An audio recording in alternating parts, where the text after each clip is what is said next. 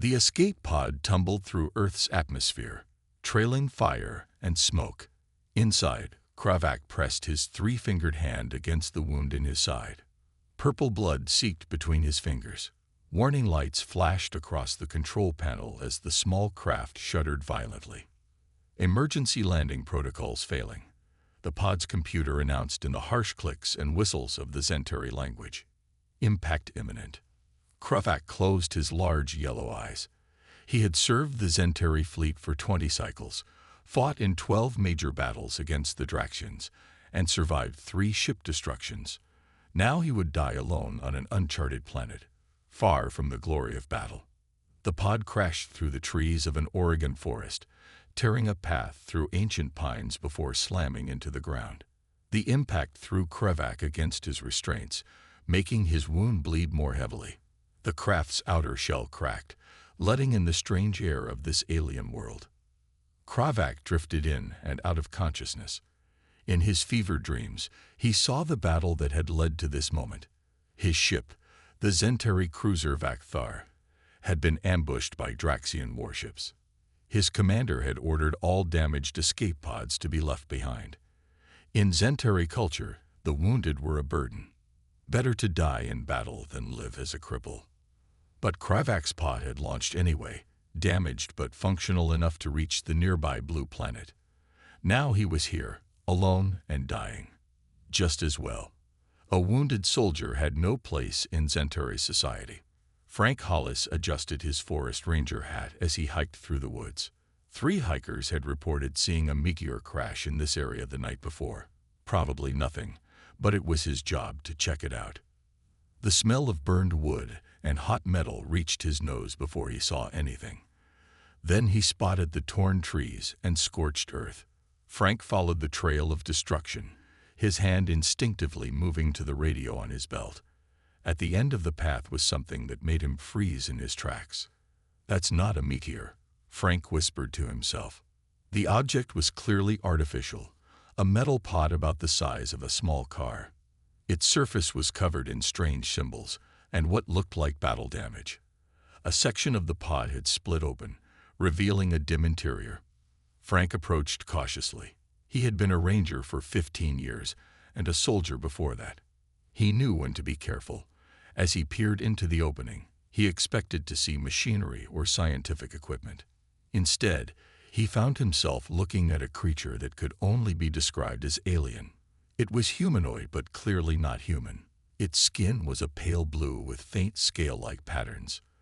A ridge of small spines ran along its hairless head. The alien wore what looked like body armor, damaged and stained with purple fluid. Its eyes were closed, but its chest moved with shallow breaths.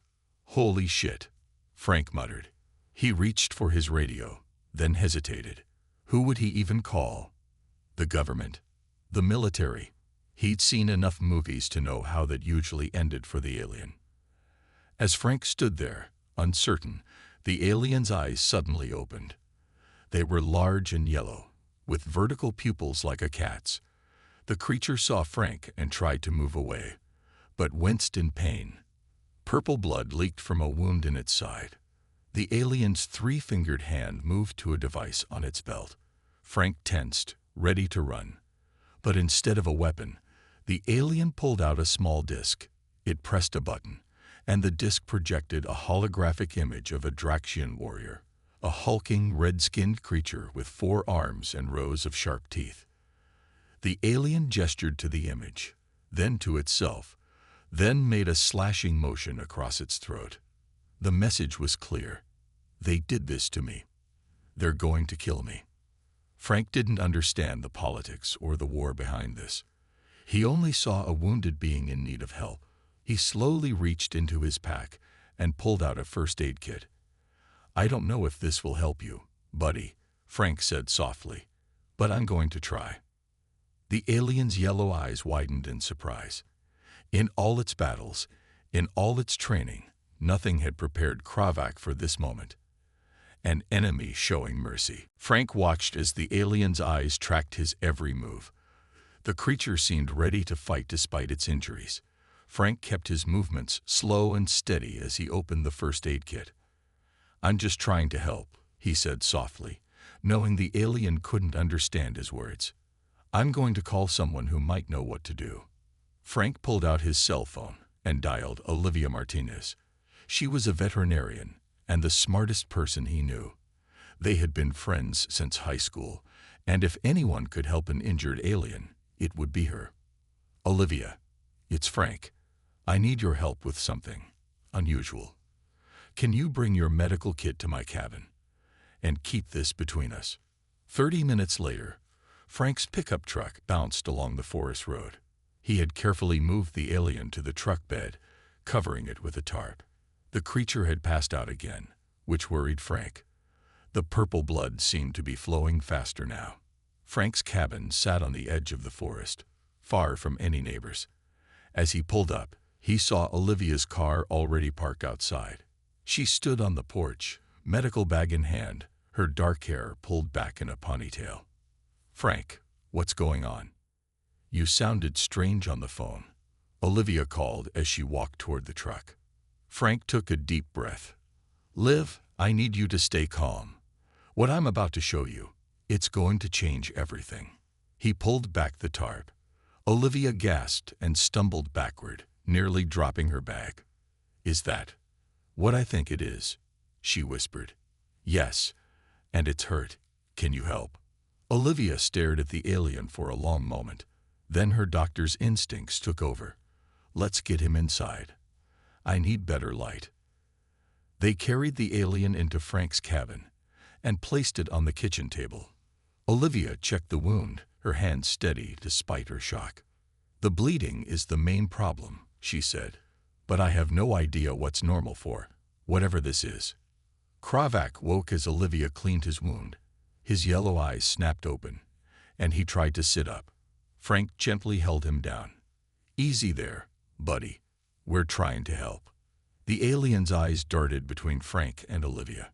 He made clicking sounds that might have been speech. Olivia worked quickly, applying pressure to the wound and preparing to stitch it close. "I don't know if my medicines will work on him, but we have to try something." As she reached for her bag, Kravak grabbed her wrist. His grip was surprisingly strong. Frank tensed, ready to intervene, but the alien wasn't trying to hurt her. Instead, he pointed to a small pouch on his belt. "I think he wants you to use something from there," Frank said. Olivia carefully opened the pouch and found several small vials filled with blue liquid. Kravak pointed to one, then to his wound. "Is this medicine?" Olivia asked, holding up the vial. Kravak nodded. It was a simple gesture, but it showed he understood at least some of their communication. Olivia applied the blue liquid to the wound. Almost immediately, the bleeding slowed. Kravak relaxed slightly, his breathing becoming less labored. "It seems to be working," Olivia said with relief, "but he's still going to need time to heal." As they worked, Kravak watched them with a mixture of confusion and wonder.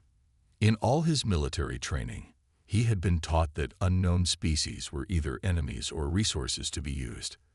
The idea that strangers would help him without expecting anything in return was completely foreign. When Olivia finished treating the wound, she gave Kravak water. He drank it carefully, his three-fingered hands shaking slightly. "What do we do now?" Olivia asked quietly. Frank looked at the alien. "We keep him safe until he heals, and we tell no one." "No one would believe us anyway," Olivia said with a small laugh. As night fell, they made a bed for Kravak on Frank's couch. The alien seemed uncomfortable with the softness at first, having spent his life on hard military bunks. But exhaustion soon overtook him, and he fell into a deep sleep. Frank and Olivia sat at the kitchen table, drinking coffee and trying to process what had happened. "Do you think there are others looking for him?" Olivia asked. Frank remembered the hologram the alien had shown him. "I think he's running from something. And I think we just got involved in something much bigger than us." Outside, the stars twinkled in the night sky. Somewhere up there, the war that had brought Kravak to Earth raged on. But here, in this small cabin in the Oregon woods, an impossible friendship was beginning to form. A week passed. Kravak grew stronger each day. The alien's natural healing abilities, combined with his own medicine and Olivia's care, worked wonders. The wound on his side was now just a faint purple scar. Frank cleared space in his living room so Kravak could move around. The alien was tall, nearly 7 feet, with a lean, muscular build. He moved with the grace of a trained fighter, but he was careful not to appear threatening to his human hosts. Communication remained their biggest challenge. Kravak could understand some basic gestures, but they needed something better. Olivia brought a children's picture book and some colored markers. She spent hours drawing simple pictures and teaching Kravak English words. Water, Olivia would say, pointing to a glass. Food, sleep. Kravak learned quickly. By the end of the week, he could say several words in a strange, clicking accent. Water, food, Franke Olivia. He would point to each item or person as he spoke. One evening, as they sat around the kitchen table, Kravak drew a picture of his own. It showed a star map with 2 planets circled. He pointed to one planet, then to himself. Zenteri, he said. Then he pointed to the other planet, Draxion. He made a slashing motion across his throat, and his face darkened. I think he's trying to tell us about a war, Frank said. Kravak nodded vigorously. War, long war. Olivia frowned. And he crashed here while escaping from this war. Kravak seemed to understand. He pointed to his healed wound, then up at the sky, then made an explosion gesture with his hands. Shot down, Frank guessed. He was shot down and escaped in that pod. The alien nodded again. Then he did something unexpected. He stood up and pressed his 3-fingered hand to his chest, bowing slightly to Frank and Olivia. Kravak. Thank. Help Kravak. No, understand. Olivia smiled. You're welcome, Kravak. The alien shook his head. No. Zenteri no help hurt soldier. Zenteri leave. Die in battle or no worth. Frank and Olivia exchanged shocked looks. Your people leave their wounded behind? Frank asked slowly. Kravak nodded. Weak die. Strong live. That's horrible, Olivia whispered. It's his culture, Frank said. Different from ours. Kravak pointed to his wound again. Why help? Kravak not. You're kind. Why help? It was such a simple question, but Frank struggled to answer. How do you explain basic compassion to someone who has never experienced it?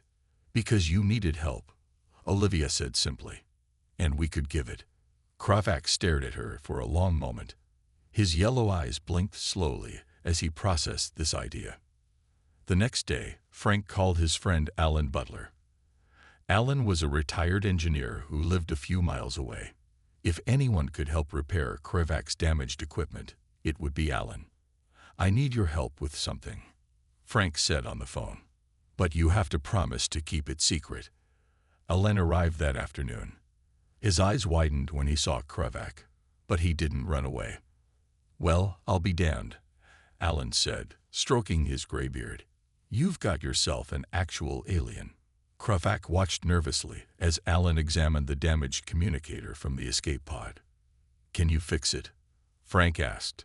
Alan turned the device over in his hands. It's unlike anything I've ever seen. But I might be able to figure it out. As Alan worked, Kravak taught them more about his people. The Zenteri were a race of warriors, fighting the Draxians for control of resources across multiple star systems. The war had lasted for generations, with neither side remembering how it started. No peace, Kravak said sadly. Only fight. Only kill. That night, as Frank watched Kravak looking up at the stars through the cabin window, he wondered what the alien was thinking. Was he missing his home? Or was he starting to see that there might be another way to live? Kravak turned to Frank. Earth people. Different. Not like Zenteri.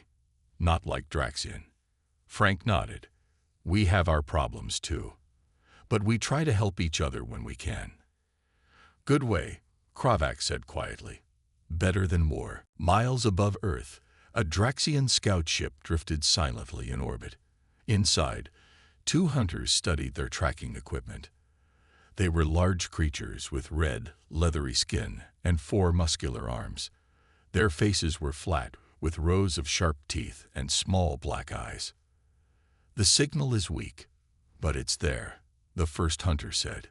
"A Zentari emergency beacon." The second hunter growled. "On this backwater planet.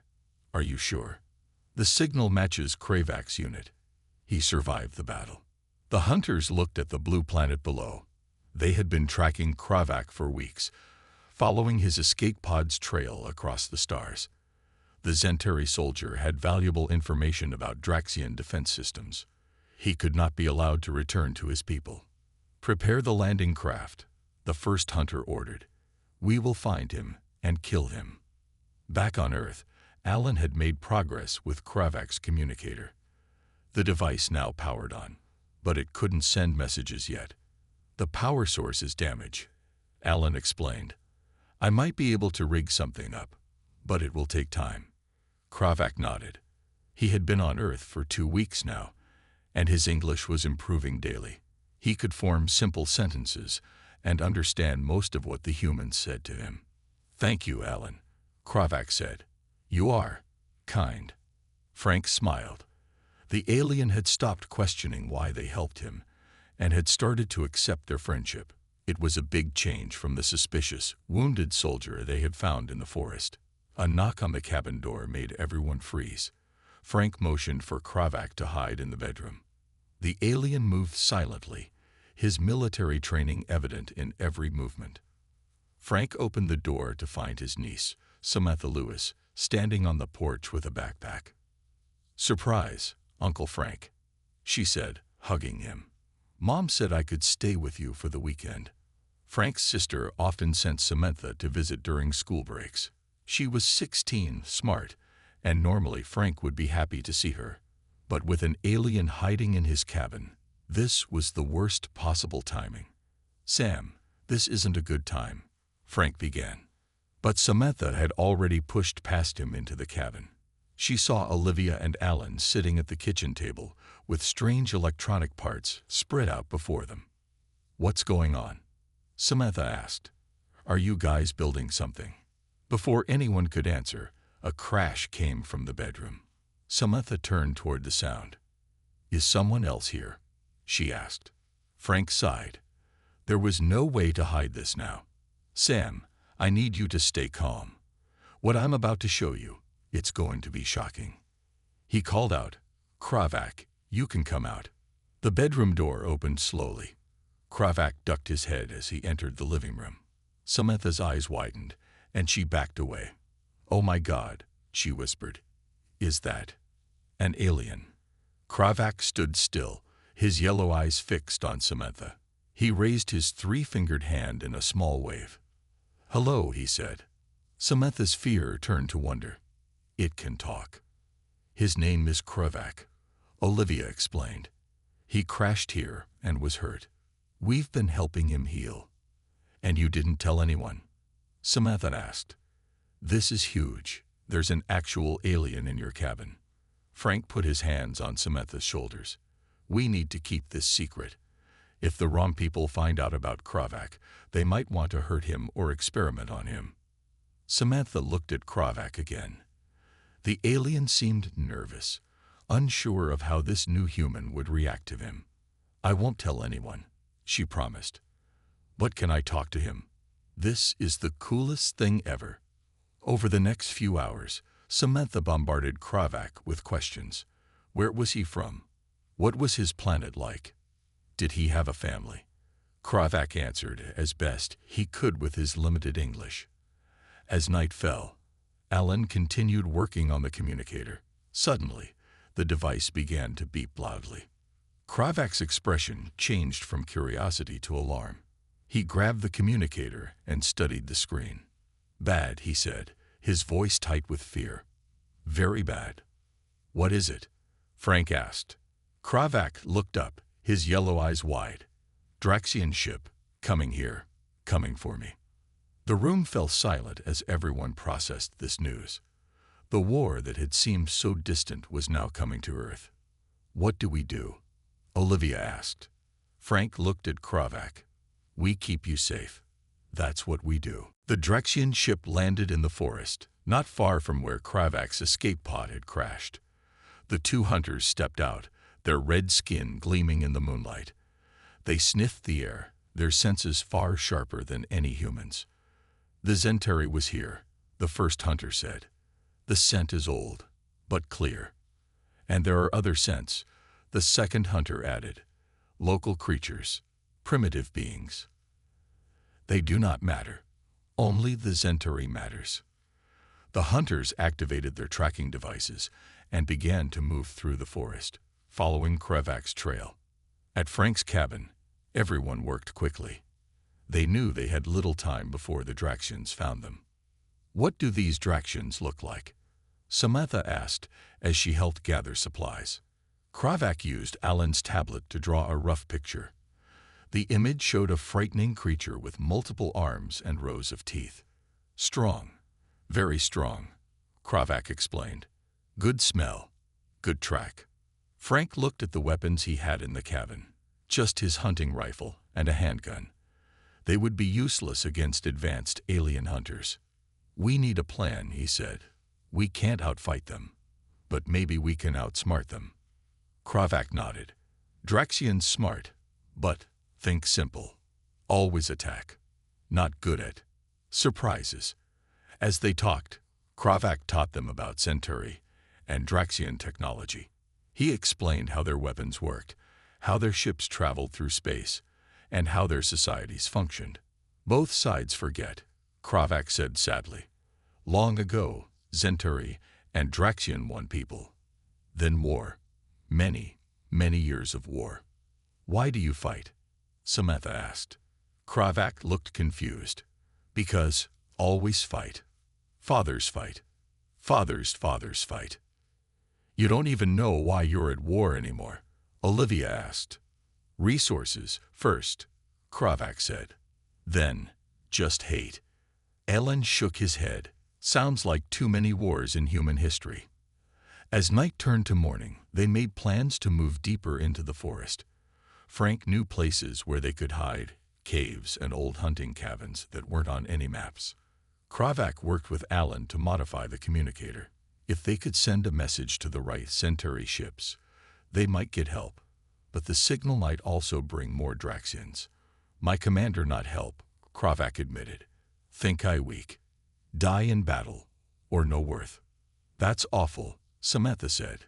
"Everyone deserves help when they're hurt." Kravak looked at the young human with wonder. "This idea, strange to Zentari, but I like." As they packed the last of their supplies, Frank went outside to check the area. The morning was quiet, with fog hanging between the trees.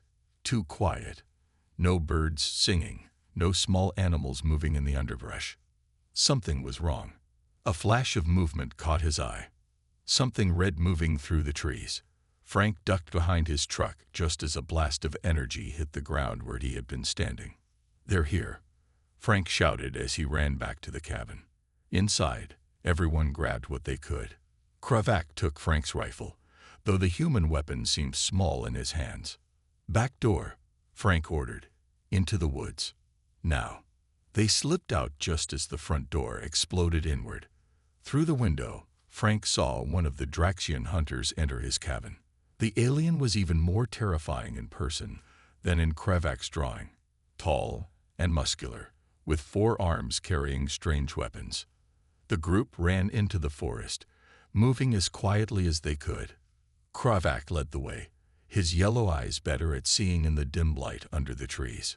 "Where are we going?" Olivia whispered. "Old mining cave," Frank answered. "About 2 miles north. We might lose them there." Samantha looked back. "Do you think they'll follow us?" Kravak nodded grimly. "Always follow. Never stop." As they reached a small stream, Kravak suddenly stopped. He pushed the humans down behind some rocks and raised his hand for silence. Through the trees, they could see the red shape of a Draxian hunter moving parallel to their path. The creature hadn't seen them yet, but it was closing in. "What do we do?" Olivia mouthed silently. Frank looked at Kravak. For the first time, he saw something new in the alien's eyes, not just fear for himself, but concern for his human friends. Kravak looked at the humans hiding with him behind the rocks. These strange beings had saved him, cared for him, and now they were in danger because of him. In Zentari culture, this would never happen. No one risked themselves for others, especially not for someone from another species. He made a decision. Kravak handed the rifle back to Frank and began to stand up. "What are you doing?" Frank whispered, pulling him back down. "I go," Kravak said simply. "Draxian want me. Not you." "No way," Samantha whispered fiercely. "We're not letting you sacrifice yourself." Kravak blinked in confusion. "Why not?"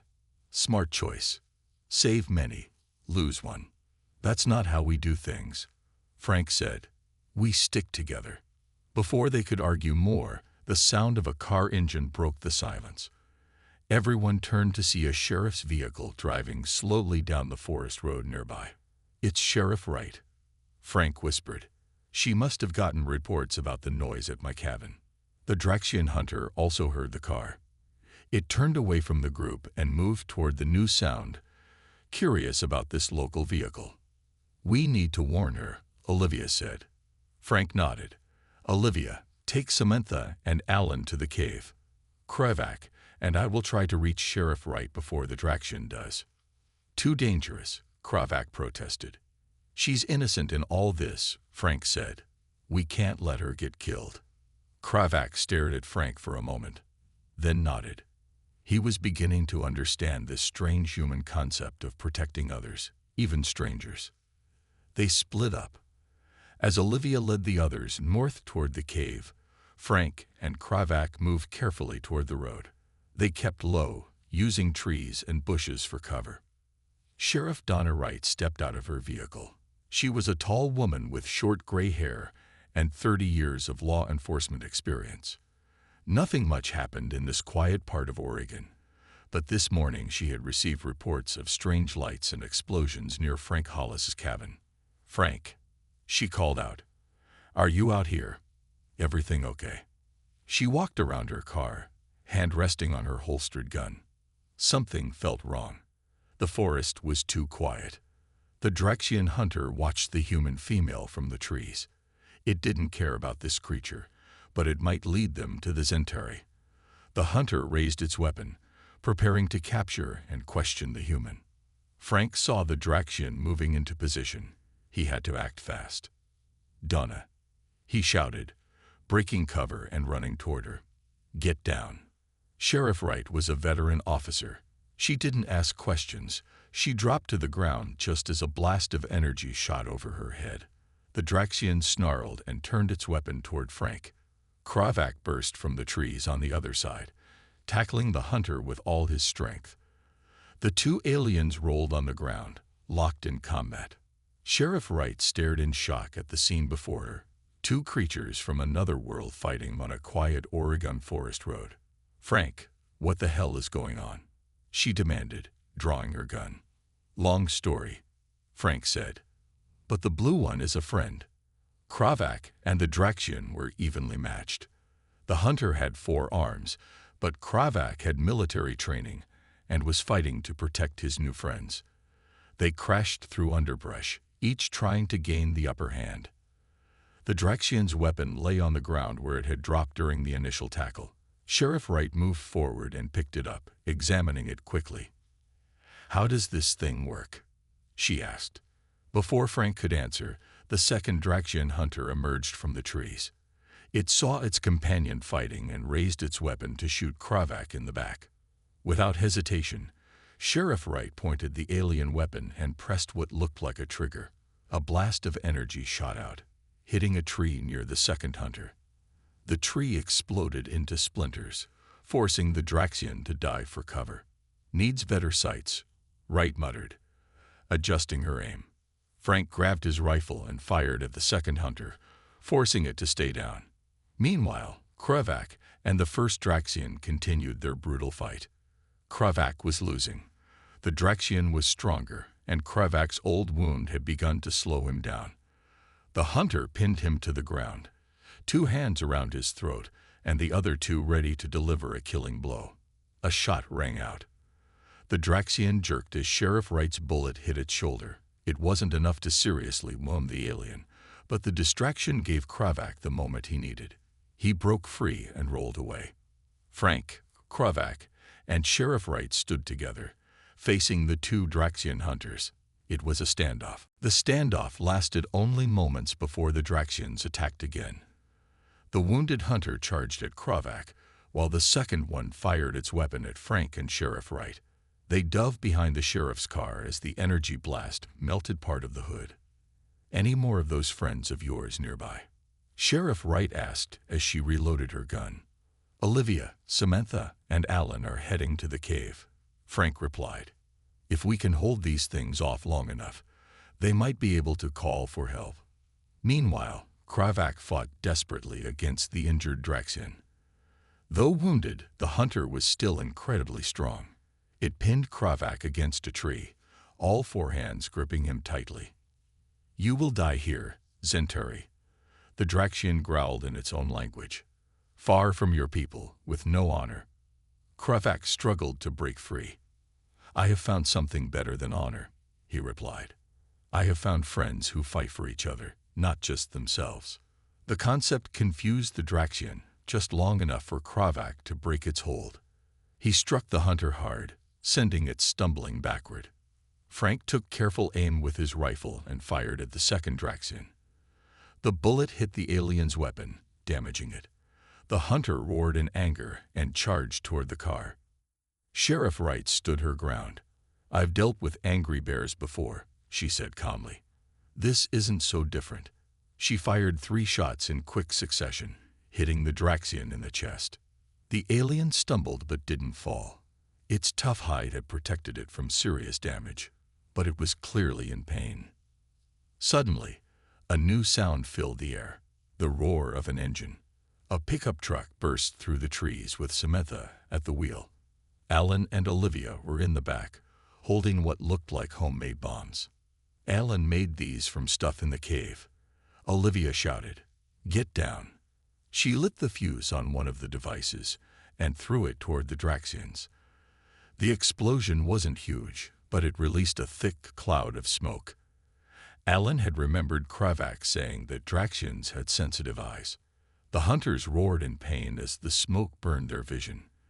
They stumbled blindly, trying to escape the cloud. "Now," Frank yelled. Kravak grabbed the alien weapon Sheriff Wright had captured. He adjusted something on its side and fired. Instead of a destructive blast, it released a net of energy that wrapped around one of the Draxians, pinning its 4 arms to its sides. The second hunter, still partially blinded, crashed into a tree. Before it could recover, Sheriff Wright fired her last bullets, driving it back toward Kravak, who caught it with another energy net. Both Draxians were captured. Silence fell over the forest. The humans gathered around the trapped aliens, amazed at what they had just accomplished. "What do we do with them now?" Alan asked. Kravak looked at the Draxians, then at his human friends. In Zentari culture, the answer would be simple: kill them. But he had learned something different on Earth. Samantha stepped forward and looked at the captured Draxians. "They're just like you, aren't they?" she said to Kravak. "Soldiers following orders, fighting a war they didn't start." Kravak nodded slowly. "Yes, same as me." Frank put a hand on Kravak's shoulder. "Then maybe it's time someone tried something different." Kravak approached the captured Draxians. "I speak to you not as Zentari to Draxian, but as one who has learned new way." The hunters growled but listened.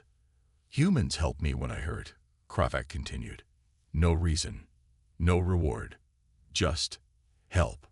This how they live. Not always fight." "Weakness," one Draxian spat. "No," Kravak said firmly. "Strength, different strength." He turned to Alan. "Communicator, can send message to both Zentari and Draxian ships. Tell them there is another way. Ayla nodded. It's ready. I fixed it while we were in the cave. As the sun rose higher, they sent a message to the stars. Kravak spoke of what he had learned on Earth, of humans who helped strangers without expecting anything in return, of a different kind of strength found in cooperation rather than endless conflict. They didn't know if anyone would listen, but it was a start. 3 days later, they detected ships entering Earth's atmosphere, both Zentari and Draxian vessels. They had come not to fight, but to see this strange planet where enemies could become friends. As the ships landed in a clearing near the cave, Kravak stood with Frank, Olivia, Samantha, Alan, and Sheriff Wright. The wounded soldier who had expected to die alone on a strange planet now stood as a bridge between 3 worlds. "Are you ready?" Frank asked. Kravak looked at his human friends and nodded. "Ready, thanks to you." Together, they walked forward to meet the future.